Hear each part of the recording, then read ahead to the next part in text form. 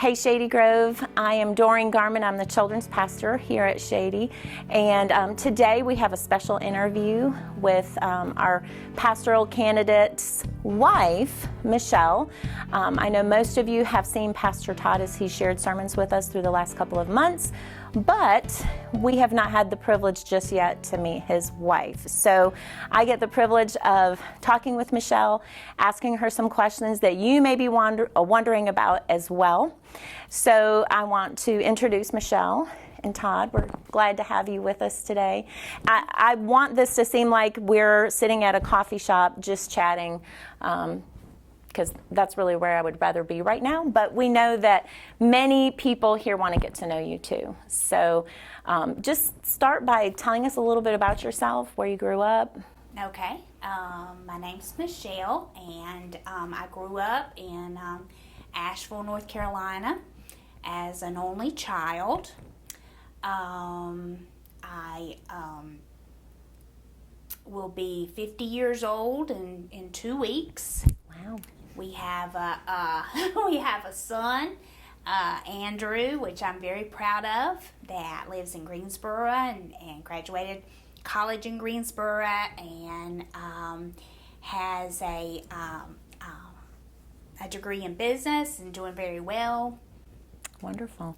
Did you, growing up, have dreams of what you wanted to be when you grew up? Did you dream that you would be a pastor's wife someday? I always, when I was growing up, I always wanted to be a teacher. That's one thing I always wanted to do. I played school all the time in my basement. And I did when I became a teenager. I was saved when I was about 6 years old in a Bible school in my church. And as I was growing up in church, I would watch the pastors' wives that went through the church. And when I became a teenager, I thought, I feel like the Lord's calling me to be a pastor's wife. So you do feel like it was a calling on your life. So it's definitely a calling. And I wanted to be a pastor's wife before I met Todd. I met Todd when I was 17 and he was 16. And but I had always felt like the Lord had called me to be a pastor's wife.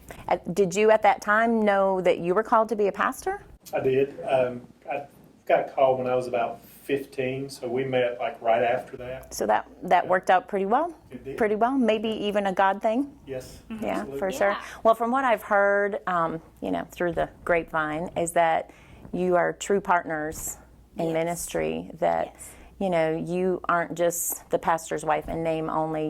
You really embrace that and want to be the support that he needs. What do you think, as a pastor's wife, is the most significant way that you can support him as the pastor? Well, I think the main thing is to pray for him, and also to be a listening ear when he needs a listening ear. Also, maybe to be a person to check him when something's going on that I don't feel may not be right, or I don't feel like maybe we should do that another way. The voice of reason. Yes. That's kind of a husband-wife thing that most of us have. Right. Whether we like it or not. Right. It's there, but it's a good thing. It's a good thing to have that accountability. Well, you already shared how you came to Christ. Did you grow up in a Christian home? Yes, I grew up in a Christian home. I grew up in the Asheville Wesleyan Church. And I spent a lot of time as a young child with my grandmother. And my grandmother was just a saint to me. Okay. And she took me to church. We sang hymns at her house. She had old hymn books. And we would get them out and we would sing. Yeah. And she would always be at church every time the door was open. And that encouraged me. I wanted, to be there whenever it was open. Now, my parents, they went to church, and they were Christians, but they went, on Sunday mornings. But I wanted to go on Sunday nights, and I wanted to go on Wednesday nights. So I would always find an aunt, or I would find my grandmother, or somebody, that was willing to take me Well, I think it's encouraging that, well, as the children's pastor, I love your testimony that you were saved at a vacation Bible school. Yeah. And I think, just a little bit of my soapbox, I just think it's such a worthwhile time of completely focused on reaching kids. That's encouraging. That's actually the history of my story, too. My parents, my dad was not raised in a Christian home, and his oldest sister went to a Bible school.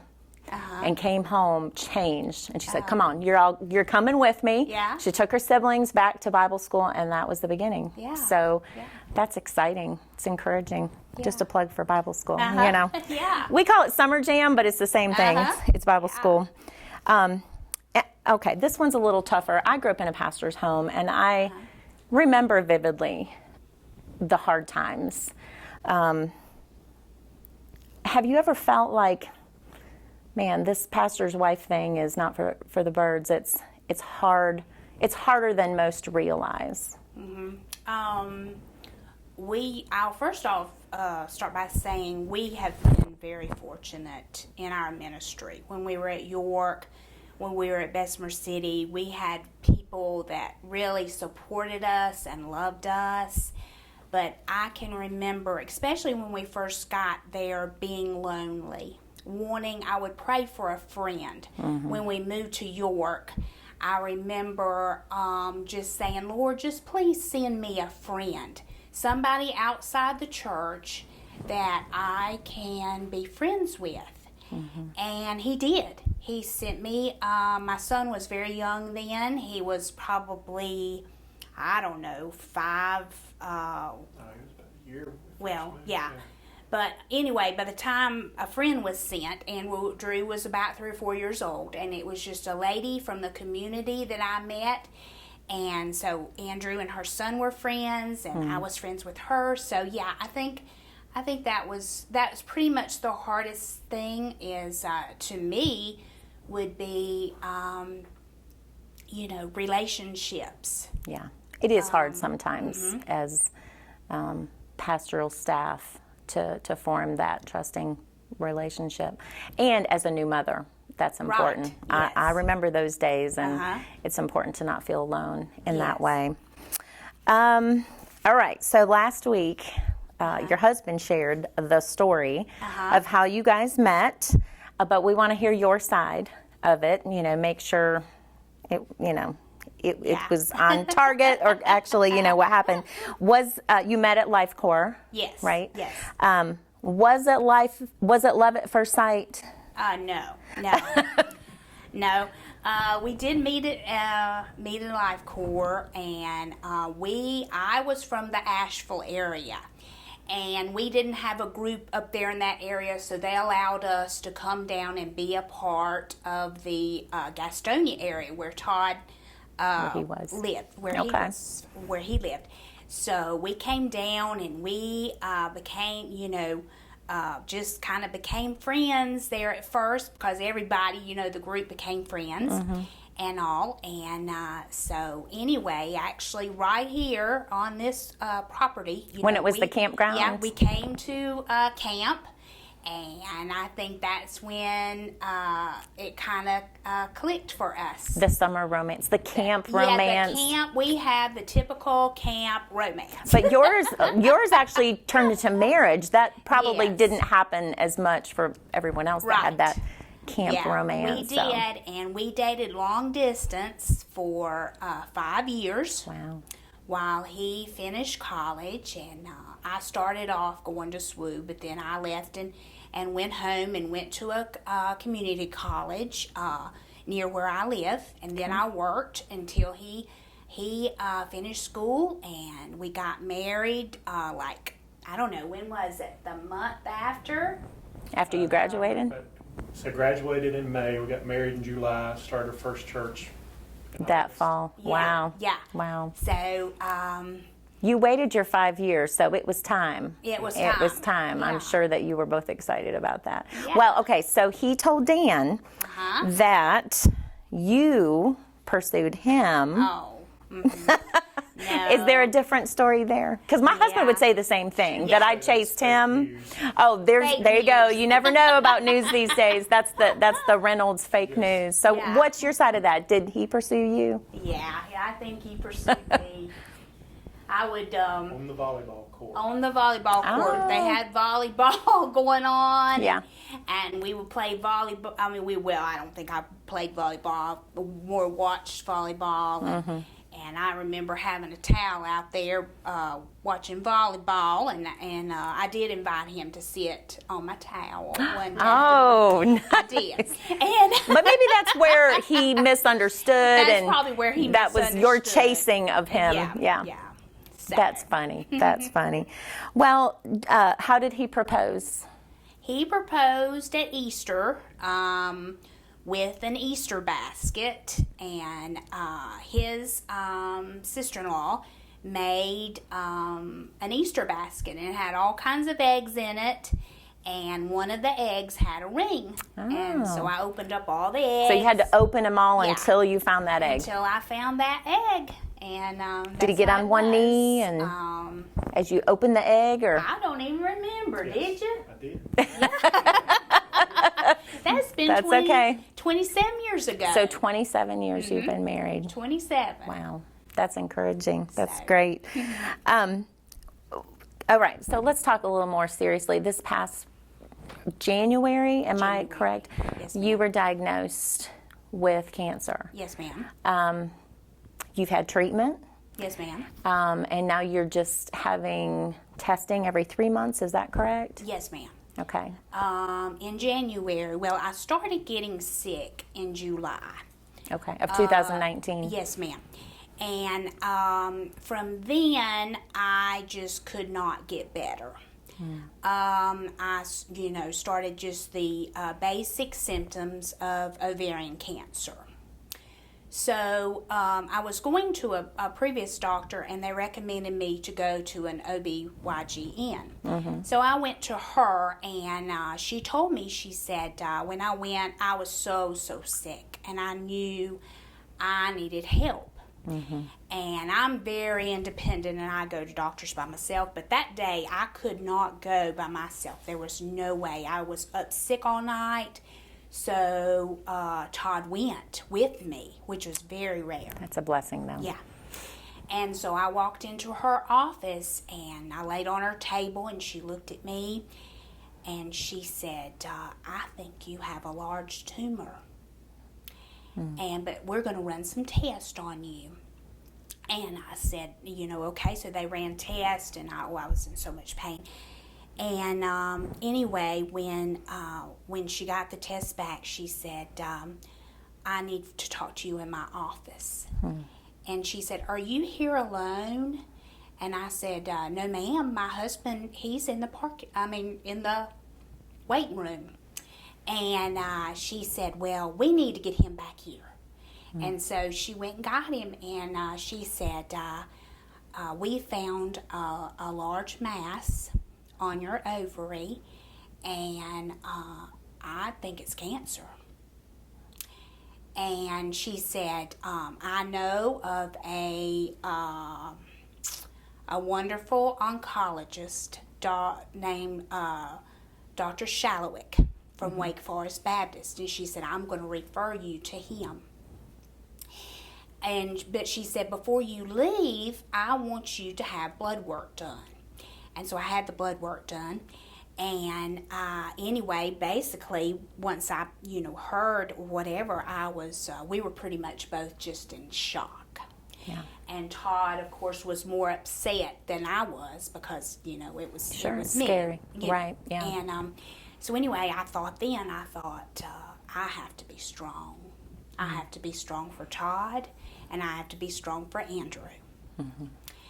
And so anyway, that night I was laying in the bed, and they called me and they said, you need to get to the hospital immediately. Oh, gosh. And I said, what? I said, I am in the bed. Right now? I said, I'll come to the hospital in the morning. And she said, well, I'll need to check with the doctor about that. And I said, well, that's fine, but I'll be there in the morning. Wow. And She goes to bed. Yeah, she's yeah, so. I've gone to bed. done. Don't call you after 10, 11. No. Yeah. O'clock, No. she's done. Yeah. So anyway, in the morning they called me back, and they called me back that night, and they said, "Well, that's all right. If you're all right, You're not going to come. You're not going to come. They said your hemoglobin is 6, and which is very low. It's supposed to be about 12 or whatever, Wow. and it was 6. It was very dangerous. And they said you need to come in to have a blood transfusion. And so anyway, the next morning they had gave me some medicine, to take, and I just started feeling a little bit better. And then Todd went to work and all, and they called me and they said, Miss Reynolds, you need to come to the hospital immediately. And I said, well, I'm okay. I said, I'm feeling better. I said, my husband just went to work. And they said, ma'am, you don't understand the seriousness. You need to get to the hospital. So anyway, from there, things moved very quickly. I went to the hospital. I had several blood transfusions. I had a CT scan.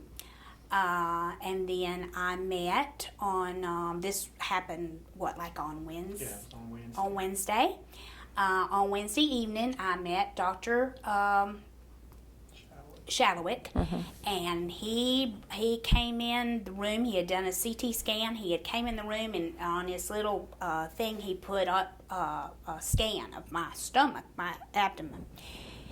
And he said, Miss Reynolds, you have a very large mass. And he said, and it's cancer. They were sure at that Yes, moment they that were it was. sure that it was cancer. And in the room with me, I never will forget, Todd was there, my son Andrew was there, and Jerry and Jean Ellen was there with me. Jerry and Jean Ellen are our lifelong friends. Yeah. And they were in the room with me, and the doctor said, this is very serious. He said, I'm surprised that this mass has not cut your breathing off. Wow. And he said, we must operate tomorrow. And what's going through your mind as you're... Well, when I was, pretty much when I saw that mass, I was like, my goodness. I saw it. And I was like, my goodness, that's big. And, but anyway, he was just a very straightforward doctor. At first, I did not like him because he was doom and gloom. And I don't like doom and gloom. Yeah. But he was honest. But he was very honest. Yeah. And today, I've got a whole different story about Dr. Shallowick. Yeah, he changed your tune. Yes. And so anyway, he said, it's very serious. We must operate. We'll operate tomorrow at 1 o'clock. Wow. And I remember looking at him. I looked over at him and I said, Doctor, I said, I'm a woman of faith. And I said, everything's going to be all right. It's going to be okay. And I always, from when I was sitting in the doctor's office to this day, I have had a peace. I just had a peace come over me that everything was going to be okay. Now, everything has not been rosy. Right. I will not sit here and tell you it's been rosy. Yeah. Because it has not. I have had days that I could barely put one foot in front of the other. But I thank God for every day now. I told Todd, and I try to tell everybody this, that I think now in a whole new light. I have a whole new outlook on everything. We went to the beach last week with his family, which was such a blessing to me. Yeah. Because I've basically been in the house, since January. Yeah. Because I went through chemo, all that. And I looked at the beach. I saw the beach, and I saw it through new eyes. I just had never, I just experienced, things that I experience now are through new eyes. You see the work of God that Yes. He made that ocean and He made you, Yes. and He's sovereign. He's got it all in His control. Do you feel well, you've alluded to this, that spiritually, has it deepened your faith? How has God comforted you? Has there been scripture that has been especially meaningful to you, to encourage you, maybe during those times when it was so difficult? Yes, my hardest time was the chemo. That was the scariest time. I took chemo for 6 months, and they had a hard time finding a dose that I was not allergic to. I would have bad reactions to it at first, and it was just a scary time. It's hard. Chemo is hard. The trial and error of just figuring out, I'm sure, was excruciating. Yeah. You're very sick, but I can remember times that I couldn't pray. God intervened for me. When I was in pain, He took the pain away. When I needed a friend, when I felt alone, He'd send someone. He was there. Wow. That's a wonderful testimony. Yes. I heard a pastor speak once about the treasure box that our life encompasses, that we each have one, and whether or not we allow God to use it, the good and the bad, to encourage others, to point others to Christ. How do you feel like this experience will change your testimony for others maybe that are going through something similar, or something where they don't feel or have the trust that you had during this experience? Right. I just feel like, just being changed and just going through this, that I can help encourage people, especially with cancer. Used to, if I heard someone had cancer, I was afraid to confront them because I didn't understand cancer. Yeah. I didn't know what they had been through. I didn't know what to say.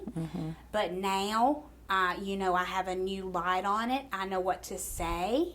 I think I do. I mean, the experience you've gone through gives you that ability that I would never have. Right. I can help them, walk through that. I feel like I can walk through. What's taught me the most is to live day to day and to appreciate every day what God has given. I try to, when I wake up, I try to thank God every day. Thank you, God. You've given me another day.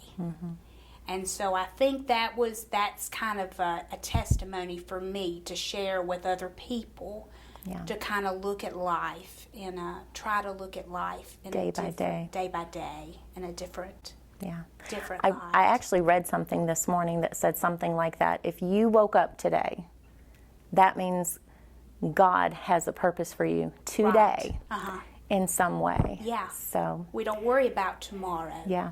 Or whatever. We focus on today. He gives us the grace we need when we need it, and as much as we need every day. So I think another thing we saw was just how much support we got, from family, from so many churches. She got so many cards.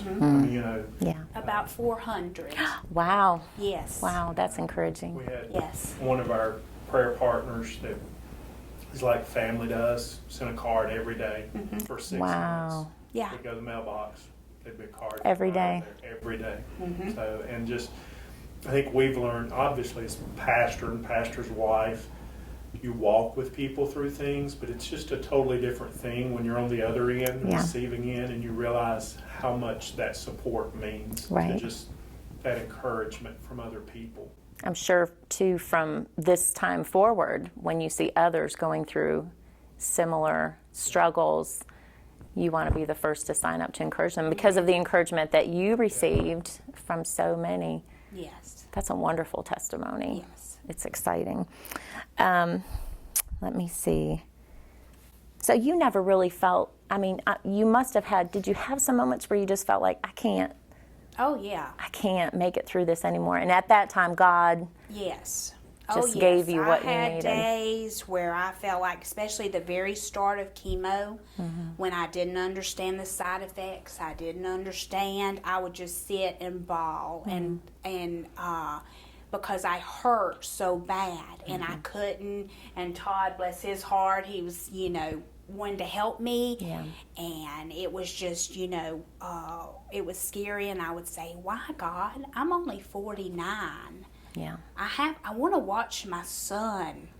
I want to watch him get married. Have children, all those, yeah. I'm not through living my life, Yeah. I would think that of, days. Mm-hmm. But then the further I got into it, I thought, this has been hard, but it sure has been a blessing.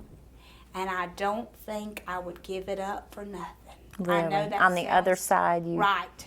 I know that sounds crazy, and Yeah. people may think that's so crazy.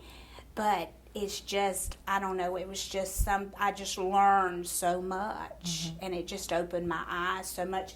And I think Todd feels the same way. He didn't want to see me in pain. Right, He didn't right. want to see me hurt and go through all that stuff. But, it was just a blessing, and it changed us. Mm-hmm. It made us stronger. Our relationship is, stronger than, it ever was. Mm.